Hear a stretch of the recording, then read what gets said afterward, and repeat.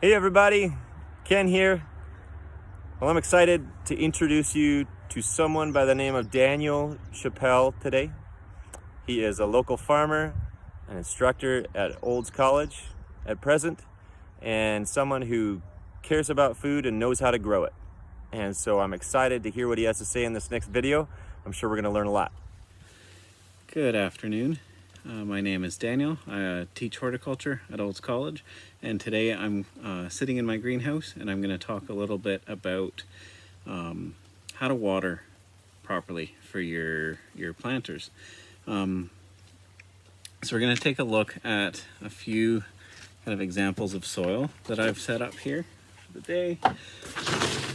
First I want to show you so what I've done is I'm just using some peat moss because most of the potting soils that you're going to be using for home gardening are going to be based on peat moss. Sometimes something a little bit different, but peat is it's a really amazing material, in part because it holds a ton of water for our plants. But as you'll see here in a second, when it's really dry, it holds almost nothing. So here I'm gonna just pour a little bit of water. Another thing is I filled this pot too much. So I have a little bit too much of the peat moss in here. First thing I did, I poured water in and I just had water pouring over the sides. And I only put a little bit of water in, and you can already see that it's just dripping out of the pot. Almost none has actually managed to soak into my peat there. And that is because when it's dry, it's really, really hard to get this stuff wet.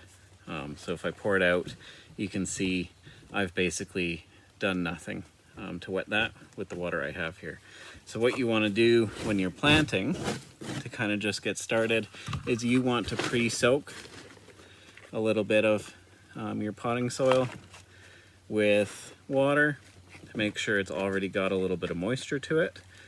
And that will help it get a little bit more wet. And what I also want to do is leave a little bit of a space so that when I do water, and here I'll just pour water, and you can see it didn't pour over the sides.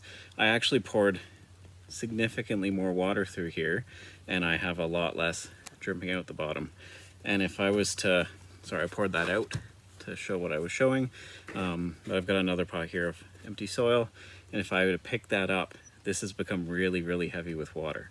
So when you're doing your watering at home, you want to, right here, I'll just show, I brought a tomato over here as well. You want to wait to water until your potting soil has come a little bit lighter. When it's wet, it's going to be nice and dark. When it's light, so I've got two tomatoes here. So I've got a really wet tomato here that I've just watered, nice dark color. Here, my soil has gotten a little bit lighter, and this is exactly when I want to water. When the top has gone a little bit dry, but there's still a bunch of moisture in my soil here. And then that is the time to water.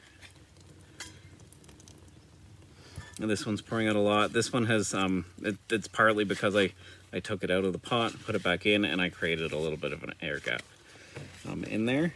But once it is able to get wet, most of that water is going to be soaked up by the potting soil. And when we're watering, another thing we want to do is we actually always want drainage holes, and we always want a little bit of water to come out of that pot. Because our water from our city supplies or from our dugouts on our farms, like I have here, it's more than just water. There's salts, there's contaminants, and if I don't ever have water dripping out of here, all of the salts from the city water, anything like that, is going to build up in this potting soil, and eventually it's going to get to be too much for this plant, and my plant's going to suffer. So if I always have a little bit pouring out when I do my watering, I'm going to allow the water to draw all of those salts and other potential contaminants out of that medium, and so I'm able to keep my plant nice and healthy. So a lot of people I find ask, how often do I have to water? Do I have to water every day, twice a day, Mondays, Tuesdays, Wednesdays? The best advice is to wait until your potting soil has that little bit of a lighter color, not quite dried out, and then you want to water at that point. It's really going to depend on the plant and the age of the plant on how often that is, and the weather around you as well. If it's been really rainy out, you don't need to water so much. If it's been really dry, you'll have to water more often. Okay, have a great day.